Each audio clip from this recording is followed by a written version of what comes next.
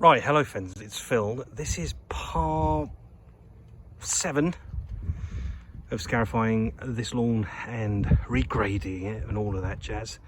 And if you haven't watched the previous parts, there's 6 little 1-minute videos to watch of me processing through this lawn.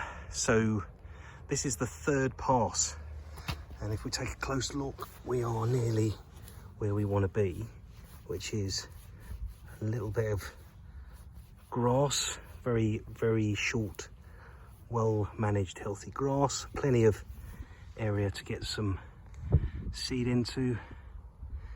And yeah, and then what we're going to do next is put down a pre-seed feed, then overseed it, and then dress it off with 70-30 to get it pin flat, because that is the whole purpose of this job, is to make the lawn safe, take out the trip hazards, i.e. the crowns that were here, and also make it easy to cut short.